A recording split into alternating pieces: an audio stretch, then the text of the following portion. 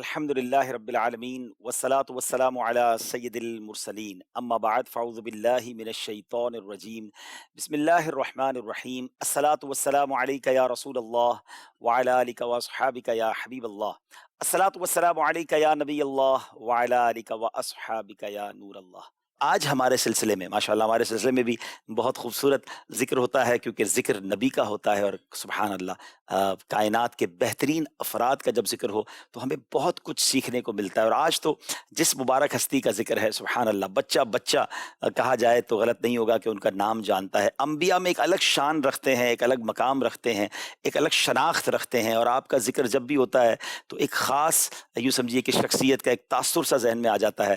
کائنات میں جن لوگوں کو بہت زیادہ حسین بنایا گیا، one of the beautiful personalities in all around the world, ساری کائنات میں سب سے زیادہ حسین لوگوں میں سے جن کا شمار ہوتا ہے، نبی پاک صلی اللہ تعالی علیہ وسلم کے بعد جس ہستی کا حسن ساری دنیا میں مشہور ہے، جو چار پشتوں کے نبی ہیں، یعنی خود بھی نبی، ان کے والد بھی نبی، ان کے دادا بھی نبی، ان کے پردادا بھی نبی۔ خود نبی پاک علیہ السلام ان کے بارے میں فرماتے ہیں کہ لوگوں میں بڑے شرف والے حضرت یوسف علیہ السلام ہیں، کہ خود اللہ تعالیٰ کے نبی، اور وہ اللہ کے نبی کے بیٹے، اور وہ اللہ کے نبی کے بیٹے، اور وہ خلیل اللہ کے بیٹے یعنی حضرت ابراہیم کے بیٹے۔ سبحان اللہ، آپ سیکوینس دیکھیں کہ کیا شاندار سیکوینس بنتی ہے کہ آپ حضرت یوسف علیہ السلام، آپ کے والد حضرت یعقوب علیہ السلام، ان کے والد حضرت اسحاق علیہ السلام، اور ان کے والد حضرت ابراہیم علیہ السلام۔ ہمارے ساتھ ماشاءاللہ مبلغین بھی ساتھ ہیں، نعت خواں اسلام بھائی بھی ساتھ ہیں۔ ناظرین، حضرت یوسف علیہ السلام اور ان کی history, one of the historical, کہہ سکتے ہیں کہ کسی پرسنالٹی کی اگر ہسٹری پڑھنی ہو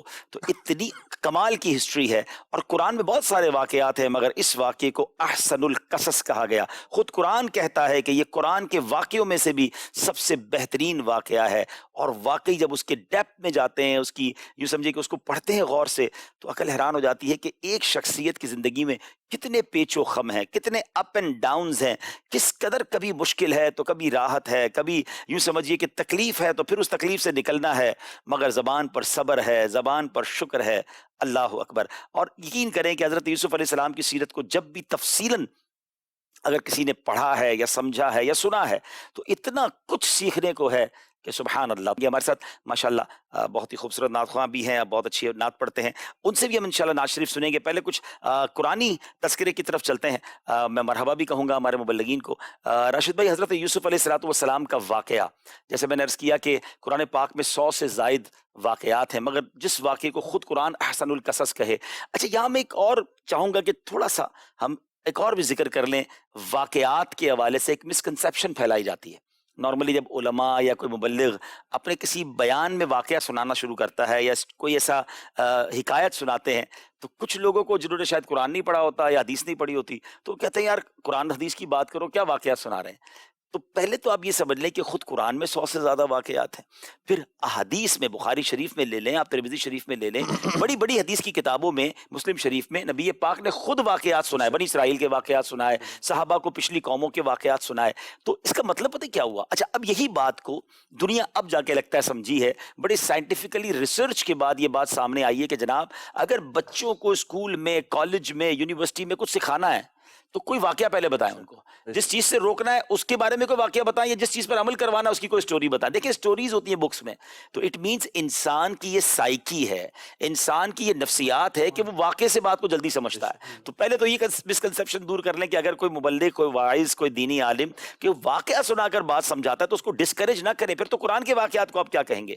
یہ قرآن کے واقعات بھی ہماری تربیت کے لیے، کیا فرمائیں گے؟ بسم اللہ الرحمن الرحیم۔ جی آپ نے بالکل درست فرمایا۔ قرآن مجید برہان رشید کی آیات کو دیکھیں، احادیث مبارکہ کو دیکھیں تو ہمیں جا بجا جہاں احکام ملتے ہیں، وعیدات اور خوشخبریوں کا تذکرہ ملتا ہے، وہیں پر جا بجا ہمیں انبیاء کرام اور اللہ کے نیک بندوں کے واقعات ملتے ہیں، بلکہ رب تبارک و تعالیٰ کے جو سرکش اور نافرمان لوگ ہیں ان کے بھی تذکرے ملتے ہیں، کیونکہ جو تذکرہ ہوتا ہے، واقعہ ہوتا ہے، وہ ہر طرح کا پہلو رکھتا ہے۔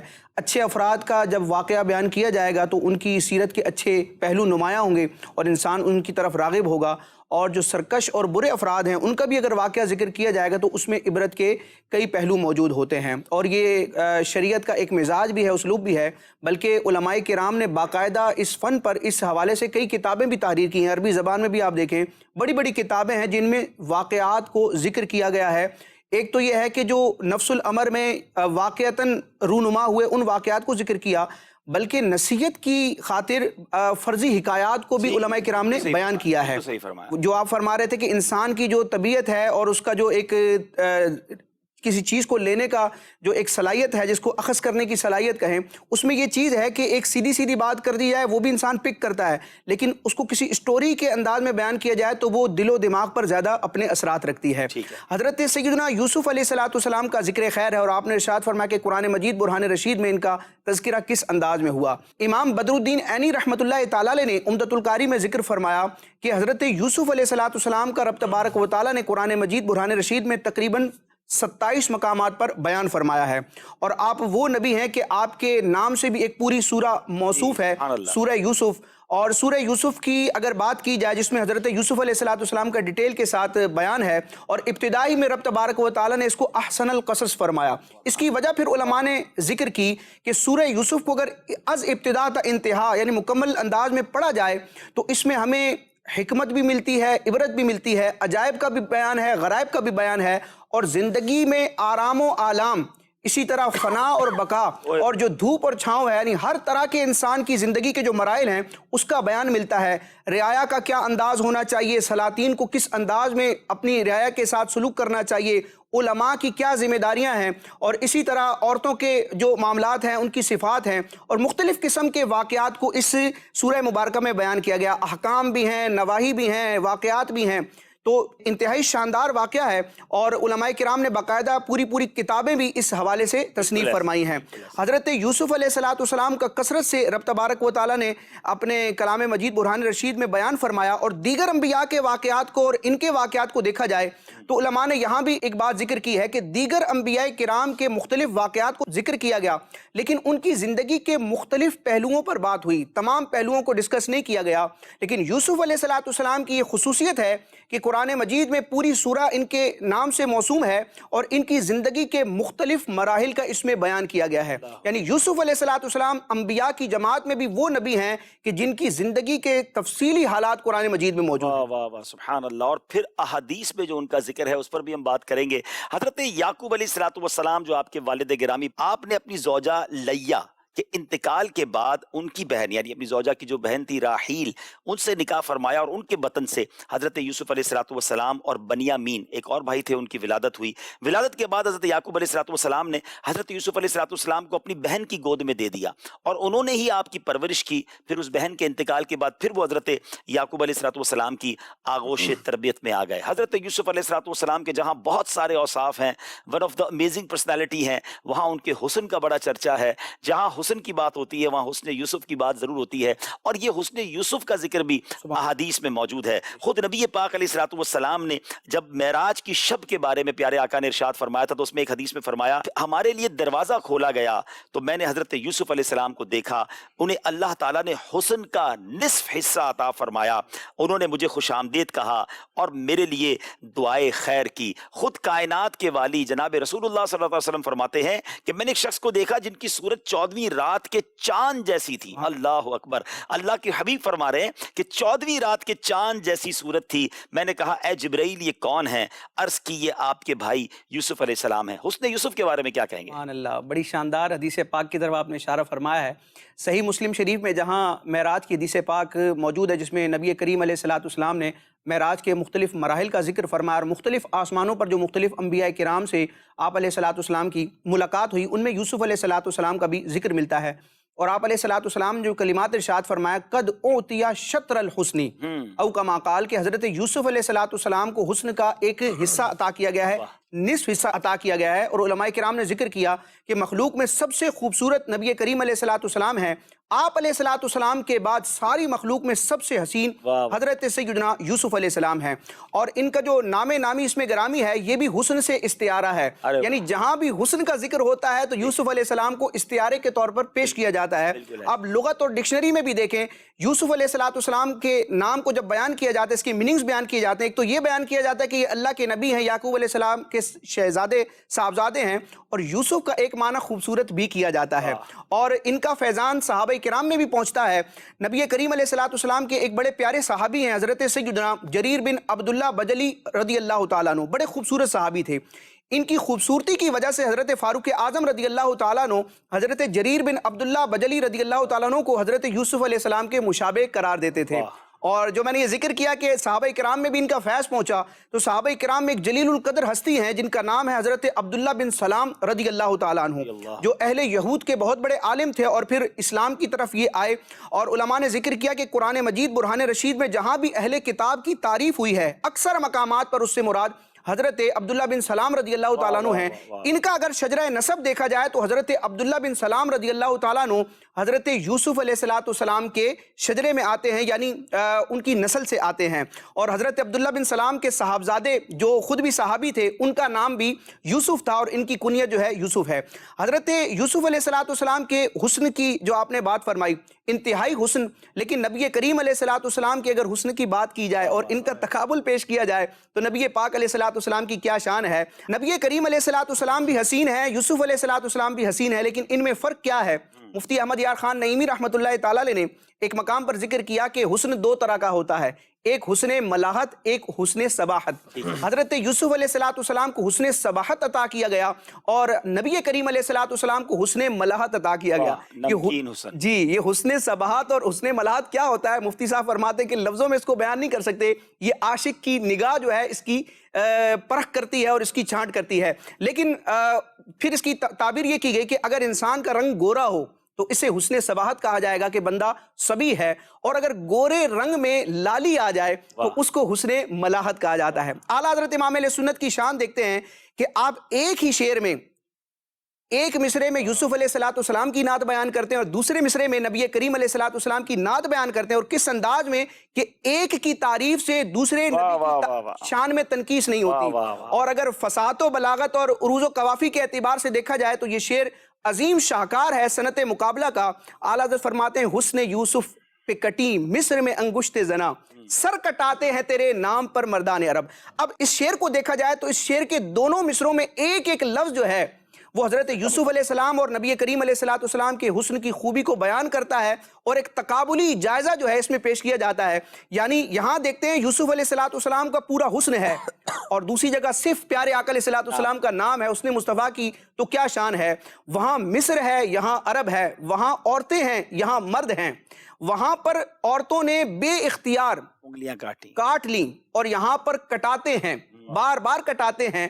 اور اس میں ایک فرق یہ بھی کیا گیا کہ وہاں بے اختیار ہوا اور ایک مرتبہ کا واقعہ ہے، لیکن نبی کریم علیہ السلام کے نام پر گردنیں کٹانے کا سلسلہ یہ تواتر کے ساتھ صحابہ کرام کی سیرت میں بھی نظر آتا ہے اور آج تک نظر آتا ہے، اور جب تک روئے زمین پر مسلمان رہیں گے نبی کریم علیہ السلام کے نام پر جانیں قربان ہوتی رہیں گی۔ بی بی عائشہ صدیقہ رضی اللہ تعالیٰ عنہ کا بھی وہ فرمان ہے نا کہ مصر کی عورتوں نے حضرت یوسف کو دیکھا تھا تو اپنی انگلیاں کاٹ لی، جو فرمان کا خلاصہ ہے اگر میرے آقا کو دیکھ لیتے تو اپنے دل کاٹ لیتے، کیونکہ نبی پاک کے حسن کی تو کیا بات ہے۔ وہ فارسی شاعر بھی کہتے ہیں نا، حسن یوسف دم عیسیٰ ید بیدا داری، آچ خوباں ہما دارن تو تنہا داری۔ آپ اس کا کوئی ترجمہ بتائیں بھائی۔ سبحان اللہ، اس کا خلاصہ میں پیش کر دیتا ہوں۔ نبی کریم علیہ السلام کی عظمت و شان یہ ہے کہ دیگر انبیاء کو جو معجزات مختلف عطا کیے گئے، پیارے آقا علیہ السلام کو وہ تمام کمالات اور معجزات عطا کیے گئے، اور پیارے آقا علیہ السلام کو جو معجزات ملے وہ کسی اور کو نہ ملے، جن کو خصائص مصطفیٰ بھی کہا جاتا ہے۔ حضرت یوسف علیہ السلام کو جو حسن ہے، جو آپ کا غیر اختیاری معجزہ ہے، اسی طرح حضرت عیسیٰ علیہ السلام جو پھونک مار کر پرندے کو زندہ فرما دیتے ہیں، اور حضرت عیسیٰ علیہ السلام کا جو ید بیضا کا ایک معجزہ ہے، ہاتھ آپ کے روشن ہو جایا کرتے تھے، یہ تو تنہا سب کو عطا کیے گئے، لیکن یہ تمام کمالات پیارے آقا علیہ السلام کی ذات اقدس میں جمع فرما دی۔ واہ واہ واہ، کیا بات ہے نبی پاک کی کہ انبیاء کو جو اسپیشلٹیز دی گئیں سرور کائنات کو، ان سب کا مجموعہ، اور پھر اس کے بعد جو دیا وہ ایسا کچھ بھی دیا جو کسی کو نہیں دیا۔ بریلی کے تاجدار کہتے ہیں نا، وہ خدا نے ہے مرتبہ تجھ کو دیا، نہ کسی کو ملے نہ کسی کو ملا، کہ کلام مجید نے کھائی شہا تیرے شہر و کلام و بقا کی قسم۔ حضرت یوسف علیہ السلام کا ذکر خیر ہو رہا ہے، بڑا ہی خوبصورت کلام ہے، اور وہ اس کا پہلا ہی شعر حضرت یوسف کے حسن کے بارے میں بھی ہے اور نبی پاک کی اداؤں کے بارے میں بھی، اور کیا کمال کی کہتے ہیں نا، وہ کہتے ہیں گلی مکادی پہلے شعر میں کہ آپ فرماتے ہیں کہ ایسا تجھے خالق نے، مولانا حسن رضا خان صاحب کا کلام ہے، ہاں برادر اعلیٰ حضرت کا شہنشاہ سخن، کہ ایسا تجھے خالق نے طرحدار بنایا، واہ واہ، ایسا تجھے خالق نے طرحدار بنایا، یوسف کو تیرا طالب دیدار بنایا، کونین بنائے گئے سرکار کی خاطر، کونین کی خاطر تمہیں سرکار بنایا۔ تو عدنان بھائی بہت خوبصورت یہ کلام پڑھتے ہیں، تو آئیے شہنشاہ سخن کا یہ کلام بھی سنتے ہیں، اور انشاءاللہ ہم آپ کی کالز بھی سلسلے میں شامل کریں گے۔ یقین کریں، میرے کئی بار یہ واقعے کو پڑھا بھی ہے، بیان بھی کیا ہے، یعنی اتنے امتحانات سے حضرت یوسف علیہ السلام گزرے، اور ہر امتحان سے کیسے سرخرو ہوئے ہیں، اس قدر ہمارے لیے، اس کے لیے یوں سمجھیے کہ ہمارے لیے اس میں سبق ہے۔ تو انشاءاللہ جیسے ہی کلام سے ہم واپس آئیں گے، پھر واقعے کو سٹارٹ کریں گے کہ بچپن میں ایسا کیا ہوا تھا، اور پھر انشاءاللہ ہم سیکھتے چلے جائیں گے۔ جی عدنان بھائی، صلو الحبیب صلی اللہ تعالی علی محمد صلی اللہ علیہ وسلم۔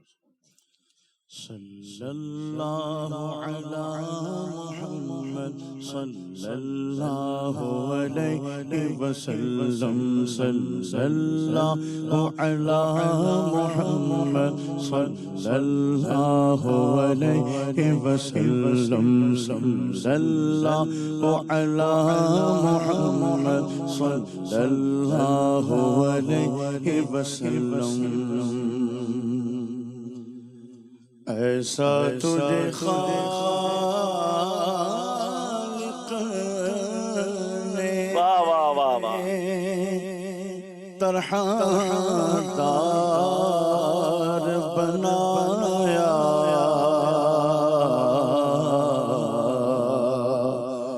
یوسف کو تیرا طالب دیدار بنایا، بنایا،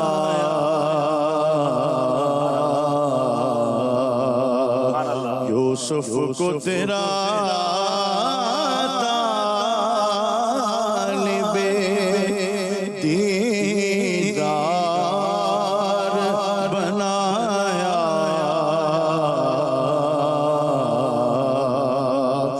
ایسا تجھے خالق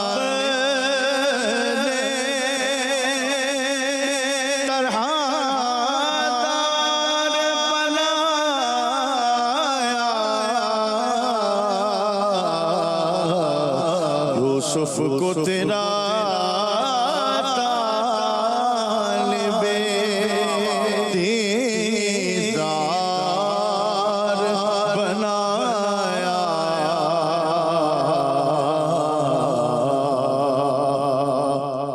کونین بنائے گئے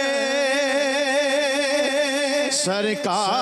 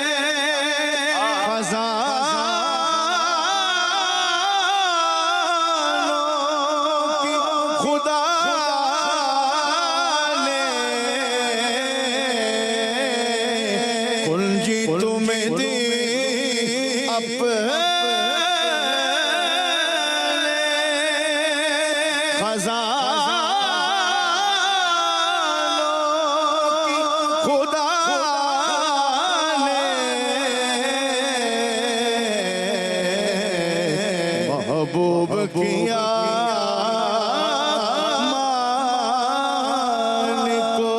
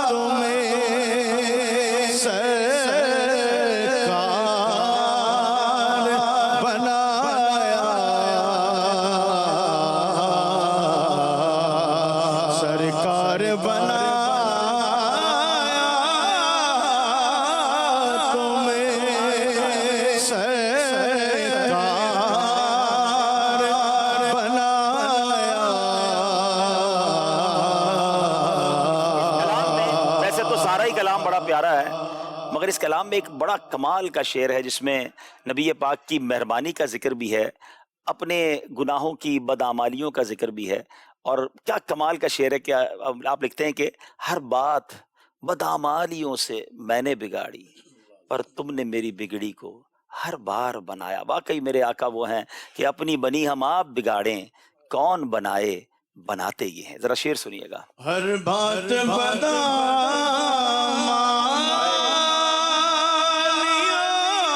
سے میں بگاڑی،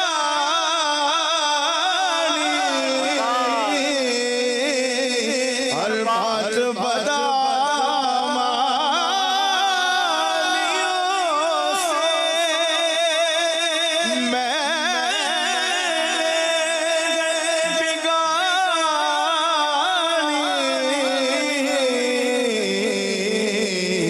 اور تم نے میری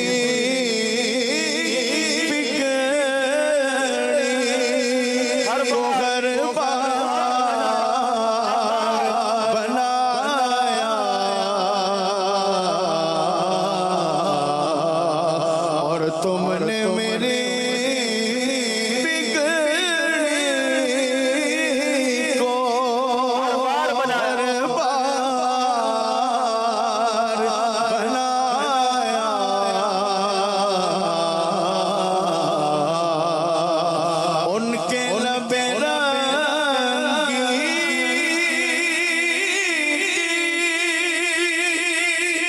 نچھاور تھی وہ جس نے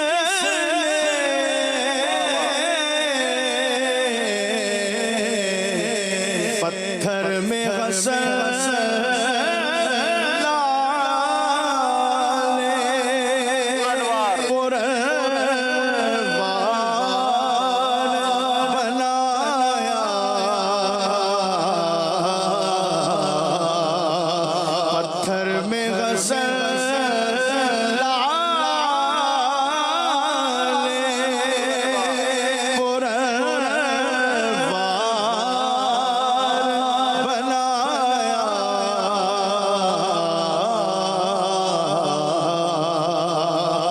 یوسف کو تیرا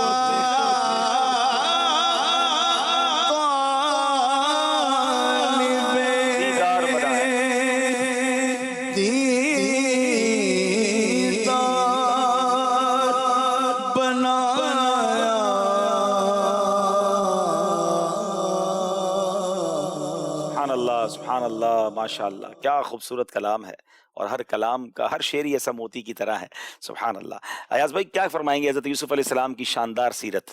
بسم اللہ الرحمن الرحیم۔ عبدالحبیب بھائی، جب سورہ یوسف کا آغاز ہوتا ہے تو سورہ یوسف کے آغاز میں اللہ رب العالمین نے سب سے پہلے حضرت یوسف علیہ السلام کی جو عظمت اور شان کو بیان فرمایا، وہ حضرت یوسف علیہ السلام کا ایک خواب ہے، جس کے تعلق سے اللہ رب العالمین نے سورہ یوسف میں بیان فرمایا کہ حضرت یوسف علیہ السلام نے ملاحظہ فرمایا کہ 11 ستارے ہیں اور سورج اور چاند ہیں جو حضرت یوسف علیہ السلام کو سجدہ کر رہے ہیں۔ صحیح۔ اب حضرت یوسف علیہ السلام نے جب خواب دیکھا تو آئے اپنے والد گرامی کے پاس اور اس خواب کا تذکرہ کیا۔ اب اس خواب میں یہ تو ہم سب جانتے ہیں کہ حضرت یوسف علیہ السلام سے حضرت یعقوب علیہ السلام کو ایک دلی محبت تھی، قلبی لگاؤ تھا۔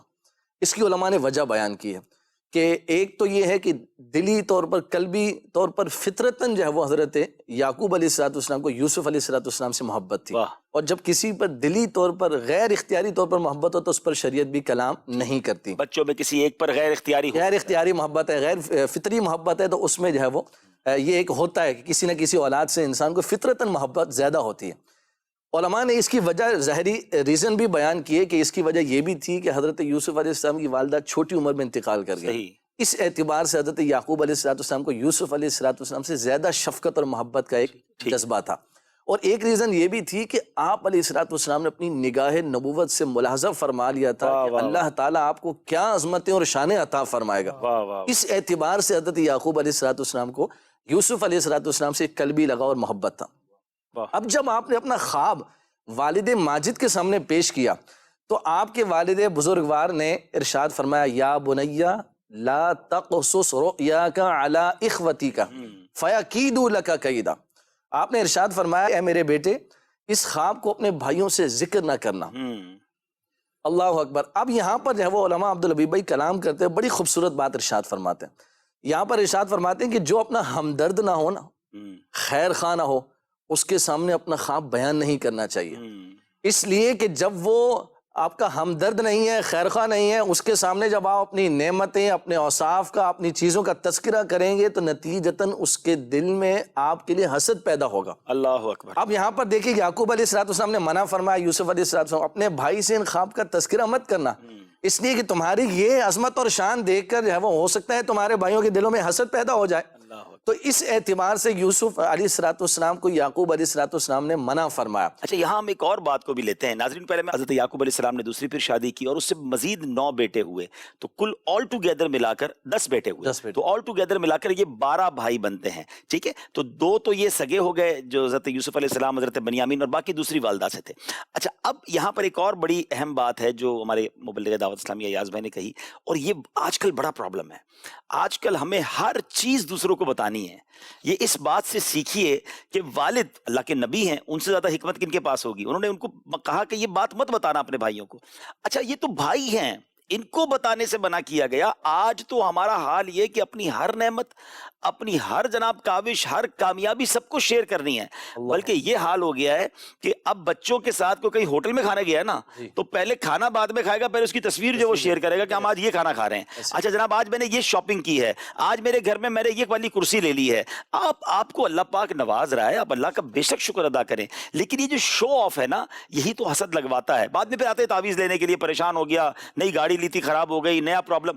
آپ نے خود لوگوں کو اپنی نعمتیں بتا بتا کر حسد کروایا, نظریں لگوائی ہیں. خدا را سمجھیں آپ کو یہ کہاں مطلب ضروری ہے کہ آپ کو جو رب دے رہا ہے وہ آپ سب کو بتائیں. اچھا کچھ تو عجب معاملہ ہے, ایک تو جو رب دے رہا ہے یا جو چیز آپ کو ملی وہ آپ نے بتائی.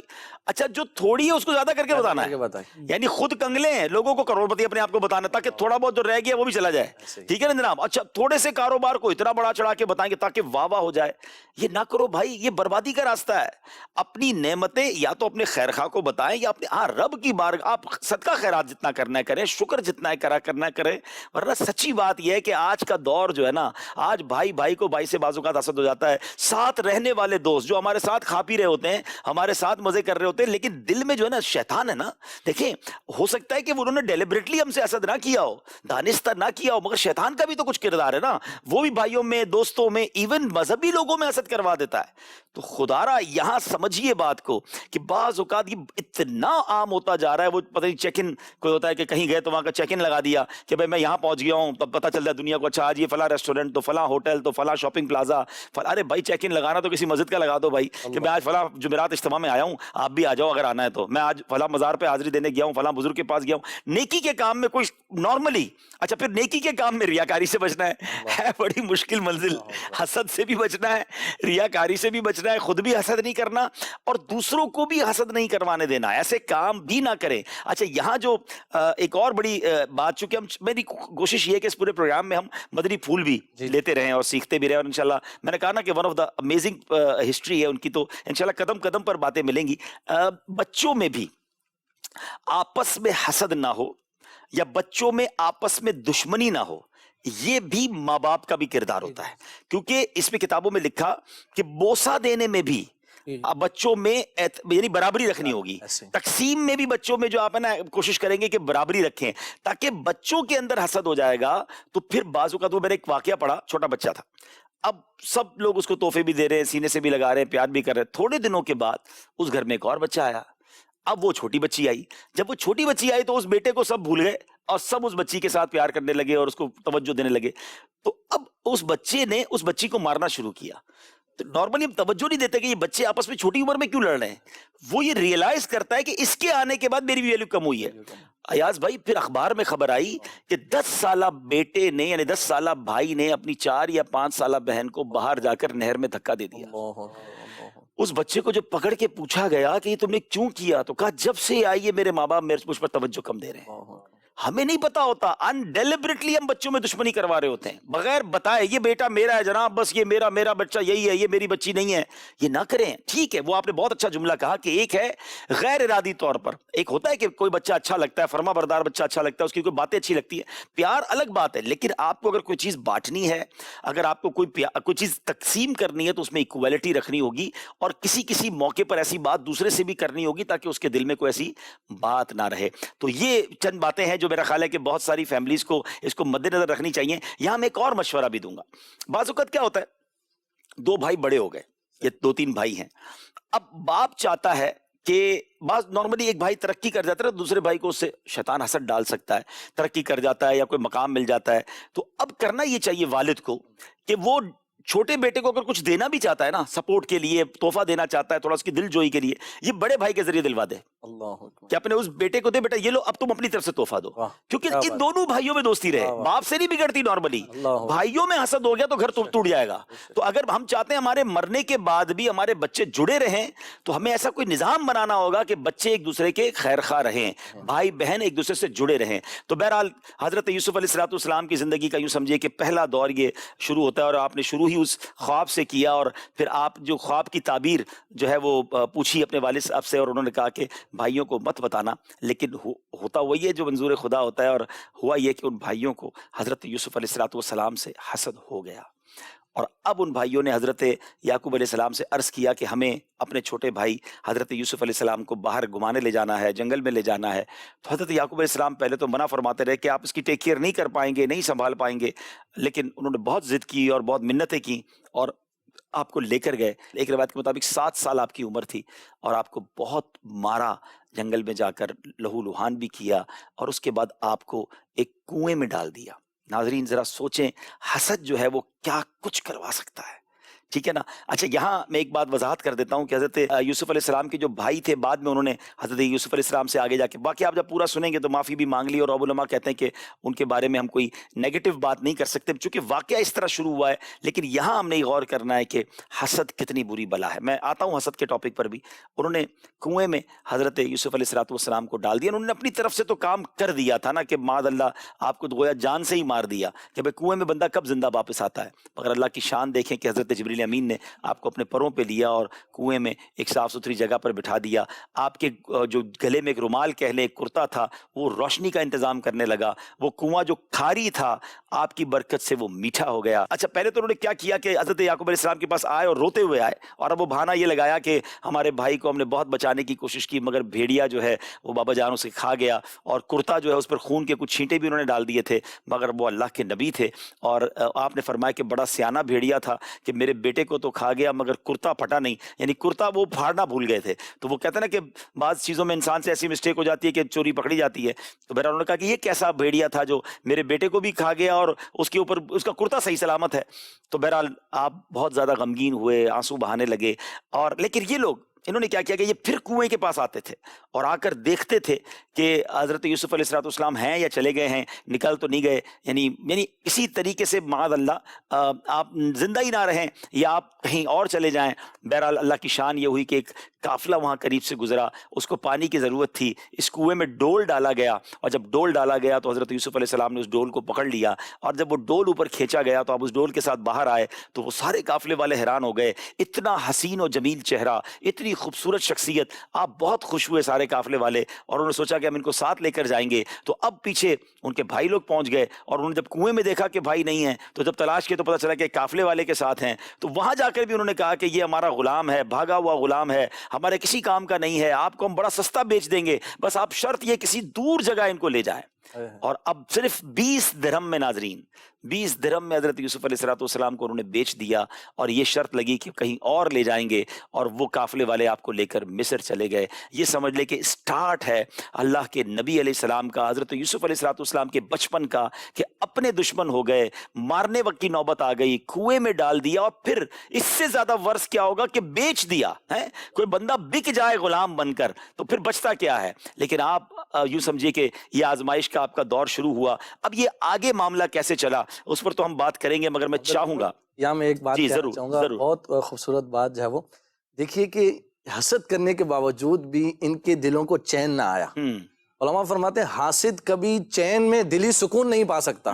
اب یہ سب کام کرنے کے باوجود بھی بار بار چکر لگا رہے ہیں چکر لگا، لیکن فرمایا کہ قربان جائیے یوسف علیہ السلام کی عظمت اور شان پر، کنویں میں پہنچ کر بھی اللہ کی ذات پر توکل کیسا کمال ہے. اللہ نے اپنے فرشتے جبریل امین کے ذریعے آپ کی حفاظت کا کیسا بندوبست. پھر یہاں ایک اور بات بھی سیکھنے کو ملی کہ ساری دنیا کسی کو مٹانے کے چکر میں لگ جائے وہی ہوتا ہے جو منظور خدا ہوتا ہے. اللہ پاک جسے بچائے وہ نا کہ جسے اللہ رکھے اسے کون چکھے، پھر کچھ نہیں ہو سکتا. اللہ کریم نے جب ان کی حفاظت کرنی ہے تو پھر کوئی کچھ بال بیکا بھی نہیں کر سکتا. ہم یہاں پر ذرا حسد پر بات کر لیں. ہمارے معاشرے کو حسد کھا گیا ہے نا، برباد کر دیا ہے. اور آپ دیکھیں کہ پھر حسد کے بعد دشمنی بڑھتی ہے، قتل و غارت گری تک بات چلی جاتی ہے، سکون برباد ہو جاتا ہے. حسد کتنا بڑا گناہ ہے ناظرین، پہلے ذرا یہ سمجھ لیں کہ حدیث پاک کا مضمون ہے کہ حسد نیکیوں کو اس طرح کھا جاتا ہے جس طرح آگ لکڑیوں کو کھا جاتی ہے. اب جس نے روزہ رکھا، نماز پڑھی، صدقہ دیا، سارا دن نیکی کی، اور رات آ کر ایک سمجھانے کے لیے کہ اپنی نیکیوں کو حسد کر کے آگ لگا دی، تو یہ تو کیسی بے وقوفی ہے. کیوں حسد کرتے ہیں؟ اچھا حسد کہتے کس کو ہے؟ جب ہم حسد کی برائی بیان کرتے ہیں نا تو نارملی راشد بھائی لوگ کہتے ہیں میں تو نہیں کرتا کسی سے حسد. شاید ان کو یا تو حسد کی تعریف نہیں پتا یا انہوں نے کبھی اپنے آپ کو چیک نہیں کیا. پہلے تو حسد کی ڈیفینیشن سمجھ لیں. حسد کہتے ہیں کہ کسی بندے کے پاس کوئی نعمت ہو اور بندہ یہ تمنا کرے کہ یہ نعمت اس کی چھن کر مجھے مل جائے یا کم از کم اس کی تو برباد ہو جائے. یہ کتنی گندی مطلب آپ سوچیں کہ کیفیت ہے کہ ایک مسلمان کا یا تو نقصان ہو جائے یا مجھے مل جائے، اس کے پاس نہ رہے. یہ حسد ہے. ایک جائز صورت ہے کہ اگر کسی کو اللہ پاک نے کوئی بھی نعمت دی ہے، مال دیا ہے، حسن دیا ہے، شہرت دی ہے، آواز اچھی دی ہے، علم دیا، واٹ ایور، ٹھیک ہے، اور آپ کو اچھا لگ رہا ہے کہ اس کو یہ ملا ہے، اب اللہ سے یہ دعا کریں کہ یا اللہ اس کو دیا ہے تو مجھے بھی دے دے. دیکھیں میرے رب کے خزانے تو کم نہیں ہے نا. میرے اور آپ کی جیب میں پیسے لمیٹڈ ہیں، ہمارے پاس نعمتیں لمیٹڈ ہیں، ہم بانٹنے لگیں گے تو ختم ہو جائیں گی.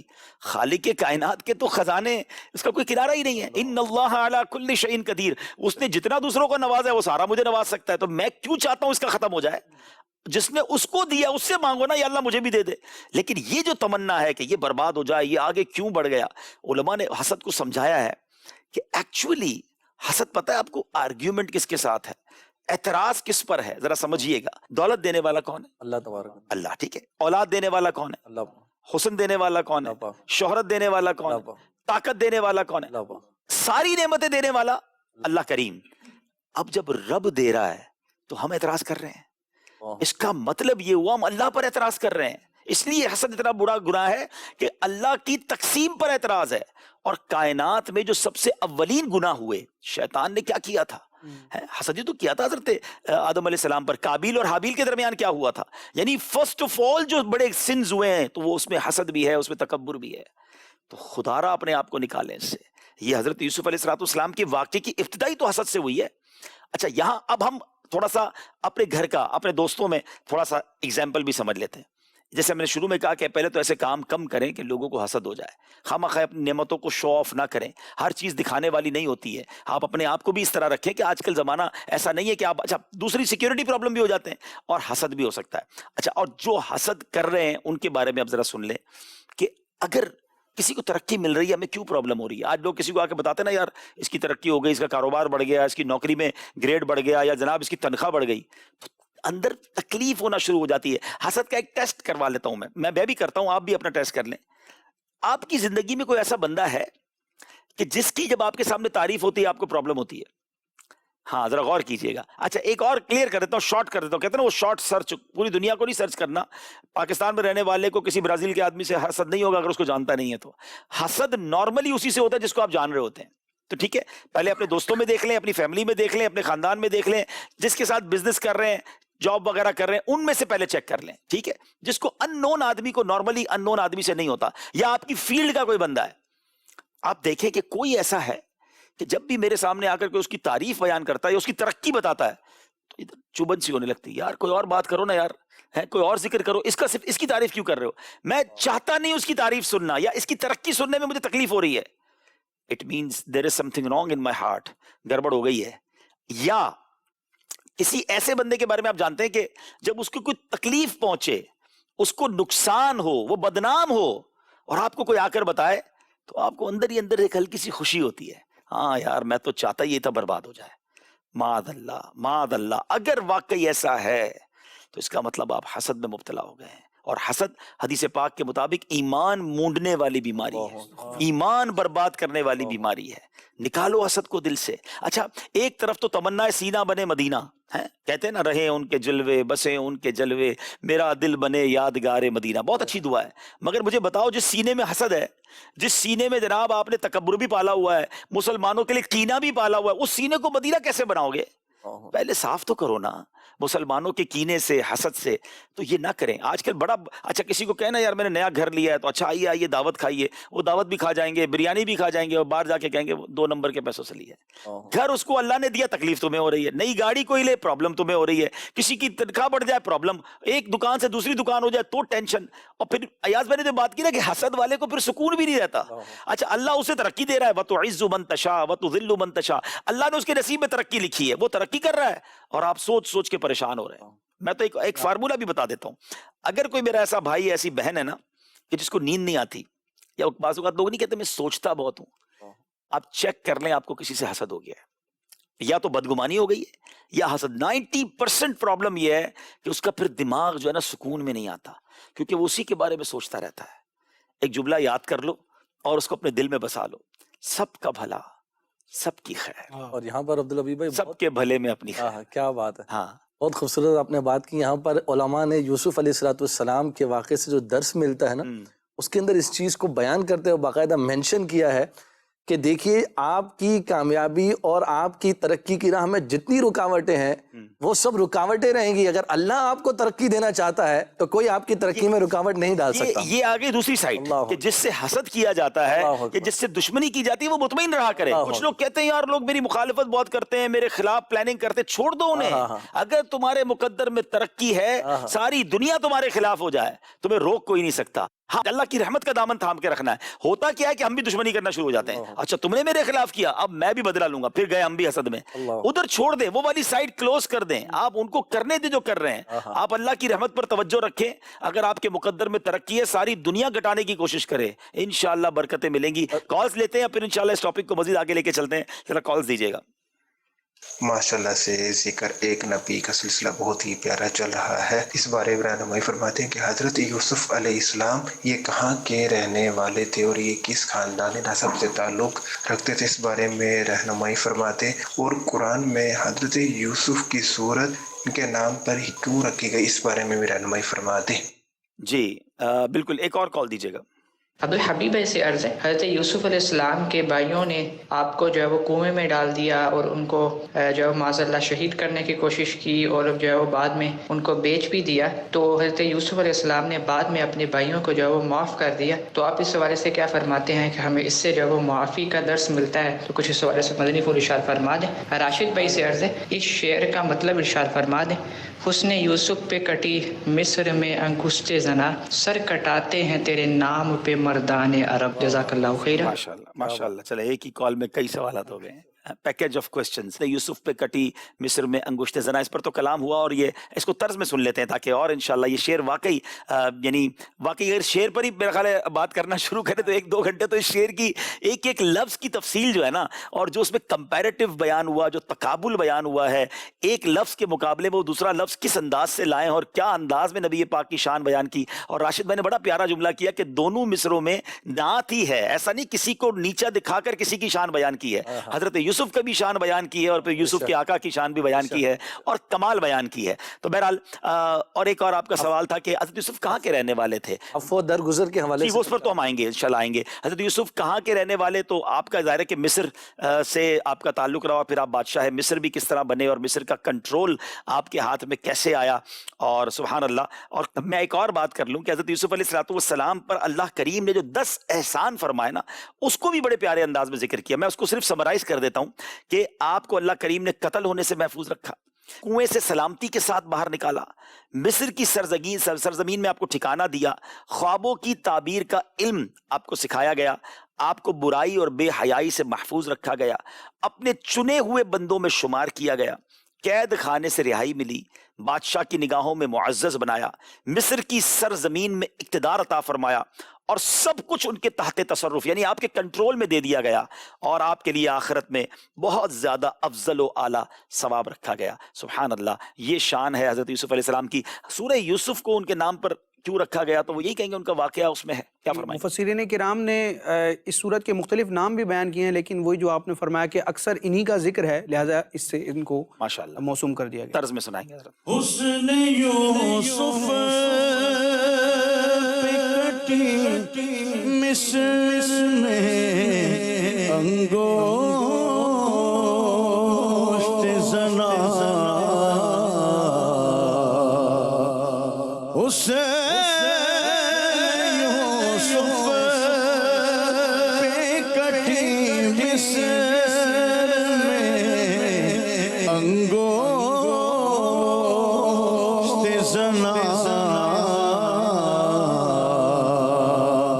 سر کٹاتے ہیں تیرے نام پہ مردان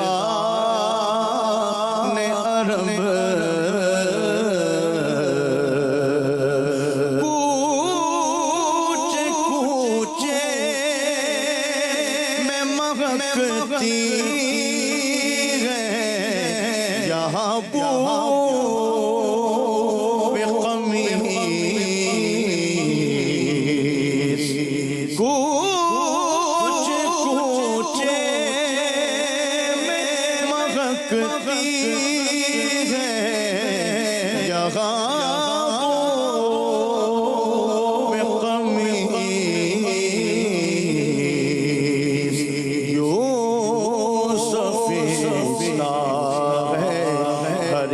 گوشہ کنعان عرب،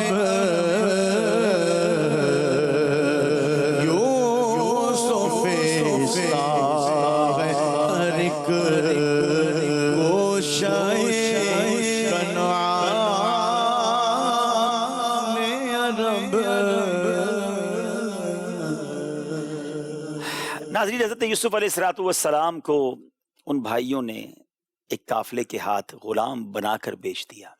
کتابوں میں لکھا کہ آپ کا حسن و جمال ایسا تھا کہ بھاری قیمت بھی مانگتے تو وہ قافلے والے دے دیتے، مگر یہاں مقصود قیمت نہیں تھی، گویا ان سے جان چھڑانا تھا۔ 20 درہم میں یہ سودا ہوا، اور اب آپ کو مصر کے بازار میں لایا گیا۔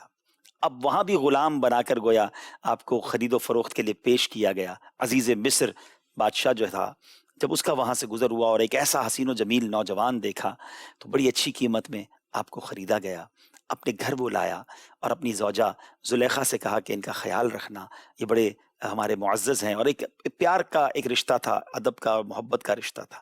مگر اب جب زلیخا نے حضرت یوسف علیہ السلام کو دیکھا، اور اب شیطان نے اپنا کردار ادا کیا، اور اب اس عورت نے آپ کو گناہ کی دعوت دی۔ دروازے بند کر دیے گئے تھے، اور آپ سوچیں کہ ایک حسین و جمیل عورت ہو، گھر بھی ہو، محل بھی ہو، اور کوئی روکنے والا بھی نہ ہو، مگر یہاں کوئی عام انسان نہیں، اللہ کے نبی، پاک دامن نبی، اور ایک ایسی ہستی ہے کہ جن کے ذریعے یوں سمجھے ایک امت کو رہنمائی ملنی ہے۔ آپ نے بہت سمجھایا زلیخا کو کہ یہ درست نہیں ہے، اور عزیز مصر کے تو مجھ پر احسانات ہیں، حالانکہ یہ احسانات چند دنوں کے تھے، لیکن ایک طرح سے پیغام بھی تھا کہ چند دنوں میں جب اس نے مجھ پر یہ مہربانیاں کی ہیں تو تم تو اس کی زوجہ ہو، اور پھر اللہ کا خوف دلایا۔ لیکن یوں سمجھیے کہ شیطان جب غالب آ جاتا ہے انسان پر تو پھر برائی سے رکنا بہت مشکل ہوتا ہے۔ اب جب یہ حضرت یوسف علیہ السلام کی طرف بڑھی، حضرت یوسف علیہ السلام کمرے سے باہر نکلنا چاہ رہے تھے تو پیچھے سے ان کو کھینچا گیا، اور آپ کا کرتا پیچھے سے پھٹ گیا، اور اسی دوران اسی کشمکش میں جو عزیز مصر ہے وہ کمرے میں داخل ہوتا ہے، اور حضرت یوسف علیہ السلام اور زلیخا کو جب اس حال میں دیکھا تو ظاہر ہے کہ جو مرد ہو یا شوہر ہو اس کے ذہن میں بہت سارے سوالات پیدا ہو جاتے ہیں۔ تو اب پوچھا گیا کہ یہ کیا ہو رہا ہے؟ تو اس عورت نے اپنی غلطی ماننے کی بجائے سارا جو قصور ہے وہ حضرت یوسف علیہ السلام پر ڈالنے کی کوشش کی کہ یہ میرے ساتھ معاذ اللہ ثم معاذ اللہ غلط کام کرنے کی کوشش کر رہے تھے۔ حضرت یوسف علیہ السلام اپنی بے گناہی بیان کر رہے تھے، اب لیکن کون ہے جو اس کا فیصلہ کرتا، کون ہے جو اس کو ڈیسائیڈ کرتا؟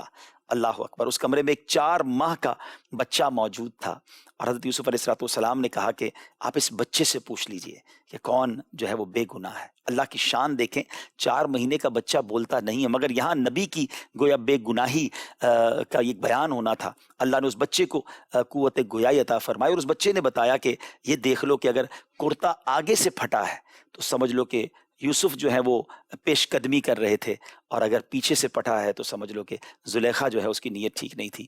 تو ایسا ہی تھا کہ کرتا تو پیچھے سے پھٹا تھا.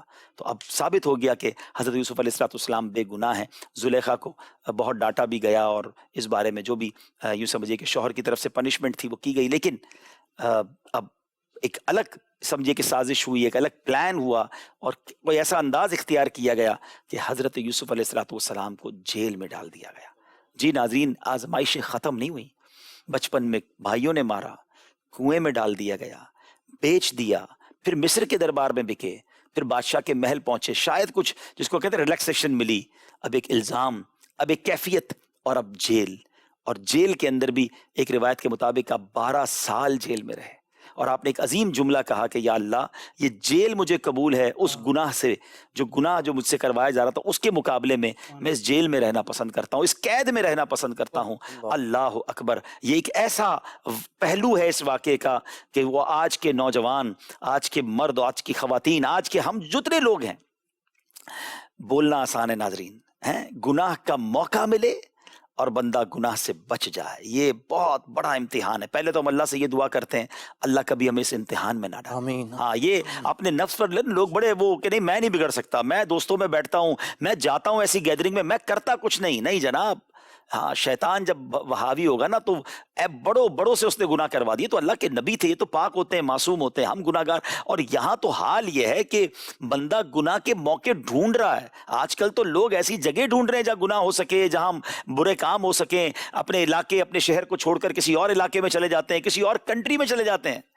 مگر یاد رکھیے گا, چاہے کوئی نہ دیکھ رہا ہو, رب دیکھ رہا ہے. دروازہ بند ہے, لائٹ آف ہے, ہم جو دیکھ رہے ہیں وہ بھی رب دیکھ رہا ہے. ہمارے کان جو سن رہے ہیں وہ رب کو معلوم ہے. ہمارے دلوں میں جو خیالات گزر رہے ہیں وہ رب کو معلوم ہے. جو حرام کاریاں ہو رہی ہیں وہ رب کو معلوم ہے. جو شراب پینے والے, جوا کھیلنے والے, بدکاری کرنے والے, نشہ کرنے والے, خدا کا خوف کریں. تم جو کر رہے ہو وہ رب دیکھ رہا ہے.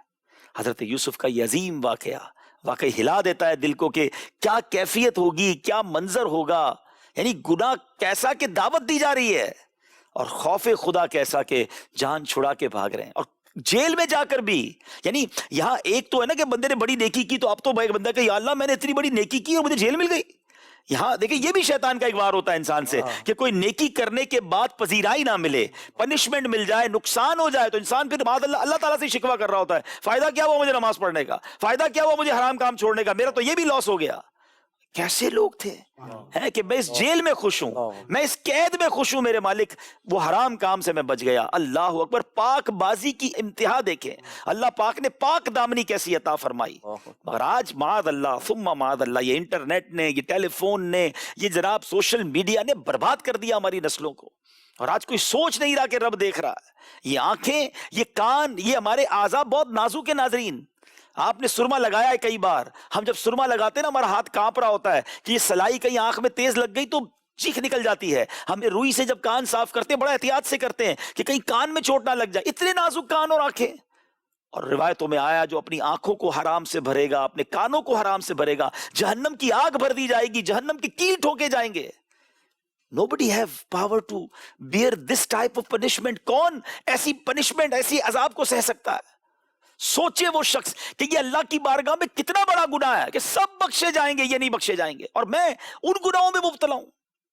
اللہ حضرت یوسف علیہ السلام کی پاک دامنی کا ہمیں صدقہ عطا فرمائے, ہمیں توبہ نصیب فرمائے اور ہمیں ان گناہوں سے دور فرمائے. خدا را یاد رکھیے, ایک مشورہ بھی دوں گا, بیسٹ طریقہ گناہوں سے بچنے کا پتہ کیا ہے؟ اپنے آپ کو ایسے ماحول میں رکھیں جہاں گناہ کرنا مشکل ہو جائے. ہاں میں صحیح بتا رہا ہوں, جہاں ہم نے اپنے آپ کو اس انوائرمنٹ میں رکھا نا کہ جہاں ہر طرف گناہ ہے, وہاں نہیں بچ پاتا انسان. اپنے آپ کو رکھو ہی ان لوگوں کے درمیان جو گناہ نہ کرتے ہوں, نمازی ہوں, نیک ہوں, عاشق رسول ہوں, تو چانس کم ہو جائے گا. ہم آگ کے قریب رہ کر آگ سے بچنا مشکل ہے, اتنا دور رہو نا کہ آگ بگاڑی کچھ نہ سکے. اللہ کرے کہ یہ ہمیں عقل آ جائے اور ہم اپنا ماحول اچھا کریں. ہم کہیں یار میں برے ماحول میں رہتا ہوں، میں اچھا ہوں. کتنے دن اچھے رہو گے؟ کتنے دن بچ پاؤ گے؟ ایک دن آئے گا یہ چنگاری تمہیں جلا دے گی، یہ ماحول تمہیں برباد کر دے گا. اللہ کرے کہ جو میں کہنا چاہتا ہوں، دل میں باتیں تو بہت ساری آ رہی ہیں کہ یہ واقعی حضرت یوسف کا یہ واقعہ کیا کہیں گے یاز بھائی، یہ کیا کمال کی جس کو کہیں کہ شخصیت ہے. نو ڈاؤٹ حاجی صاحب، بہت خوبصورت آپ نے بات ارشاد فرمائی کہ یہ اس انداز میں جو ہے گناہوں سے بچنے کا ذہن جو حضرت یوسف علیہ السلام کے واقعے میں ہمارے لیے پوشیدہ ہے. اور یہاں پر میں ایک بات کہنا چاہوں گا، وَلَقَدْ هَمَّتْ بِهِ وَهَمَّ بِهَا لَوْلَا أَن رَأَىٰ بُرْهَانَ رَبِّهِ. اللہ رب العالمین نے ارشاد فرمایا کہ جب اس عورت نے برائی کا ارادہ کیا، یوسف علیہ السلام بھی ارادہ کرتے اگر ہماری دلیل نہ دیکھ لیتے. اب یہاں پر دلیل دیکھنے سے کیا مراد ہے؟ مفسرین نے یہاں پر ذکر کیا کہ یعقوب علیہ السلام کو دیکھا آپ نے کہ منہ میں انگلی دبائے جب وہ یوسف علیہ السلام کو منع فرما رہے ہیں. اور یہاں پر دیکھیے کہ والدین ان کو نظر آئے وہ سامنے کہ وہ جو ہے وہ حضرت یعقوب علیہ السلام منع فرما رہے ہیں. یہاں پر جو ہے وہ آپ دیکھیے کہ یہاں سے ایک میسج یہ بھی حضرت جاتا ہے کہ ہمیں جو والدین ہیں، جو پیرنٹس ہیں، ان کا نیک ہونا، ان کا پرہیزگار ہونا، یہ کس قدر میٹر کرتا ہے اولاد کے لیے کہ اگر ان کی نیکی کا صلہ رب تبارک و تعالیٰ ان کی اولاد کو عطا فرماتا ہے تو ان کی اچھائیاں، ان کا اعمال صالحہ اللہ تبارک و تعالیٰ اس کی برکات اولاد کو عطا فرماتا ہے. حضرت یعقوب علیہ السلام بلا شبہ اللہ تبارک و تعالیٰ کے نبی ہیں، لیکن اللہ تبارک و تعالیٰ نے ان کی برکات کا کیسا ظہور فرمایا. اسی طریقے سے ہم موسیٰ علیہ السلام اور خضر علیہ السلام کے واقعے میں بھی دیکھتے ہیں کہ وہ جو یتیم بچے تھے ان کی دیوار کا کیسا بندوبست اللہ رب العالمین نے فرمایا والدین کے صالح ہونے کے سبب. تو اللہ تبارک و تعالی ہماری اولادوں کو بھی ان برائی کے کاموں سے، شر سے پناہ فرمائے، محفوظ فرمائے، اور ہم سب کو بھی جو پیرنٹس ہیں اپنے بچوں کے لیے، ان کے بہتر مستقبل کے لیے اللہ تبارک و تعالی ہمیں بھی گناہوں سے بچنے کا جذبہ عطا فرمائے. بڑی کمال کی بات ہے. ہم اگر اپنے بچوں کو نیک دیکھنا چاہتے ہیں تو فرسٹ آف آل ہمیں نیک بننا ہوگا. ہمارے بچوں کو فرما بردار دیکھنا چاہتے ہیں تو ہمیں اچھا ماحول اپنانا ہوگا. ہم چاہتے ہیں ہم نماز نہ پڑھیں بچہ نمازی ہو جائے، ہم گناہ گار رہیں اور بچہ نیک ہو جائے. بہت مشکل ہے. پہلے آپ کو اپنے آپ کو سدھارنا ہوگا. غوث پاک کے والدین کو دیکھیں نا، بابا فرید کے والدین کو دیکھیں نا، خواجہ غریب نواز کے والدین کو دیکھیں نا. آج دنیا میں بڑے بڑے اولیاء کرام کے جب والدین کا ذکر سنتے تو آنکھیں اشک بار ہو جاتی کہ کیسے تقوی اور پرہیزگاری والے تھے. تو اگر آپ چاہتے ہیں آپ کی اولاد نیک ہو، جن کی شادیاں ہو رہی ہیں یا ہونی ہیں، ابھی سے اپنے اندر، اور کہتے ہیں نا بیوی بھی ایسی ڈھونڈو کہ جو تمہارے بچوں کی نیک ماں بنے، اور پہلی درسگاہ ہی عورت ہوتی ہے. تو اللہ کرے کہ ہماری پریورٹیز جو ہے وہ اچھی ہو جائیں. آخری ٹائم ہمارا ختم ہو رہا ہے. تو یوسف علیہ السلام کی جو برات ہے، اس کی جو گواہی دی وہ 4 ماہ کے بچے نے دی. کیا فرمائیں گے اس بارے میں؟ یہاں پر میں ایک شان مصطفیٰ صلی اللہ علیہ وآلہ وسلم کا اظہار ایک بیان کرنا چاہوں گا عبدالحبیب بھائی. دیکھیے یوسف علیہ السلام کے واقعے میں بھی آپ نے ذکر کیا کہ 4 ماہ کا بچہ تھا جب حضرت یوسف علیہ السلام، اللہ کے کتنے پیارے نبی ہیں.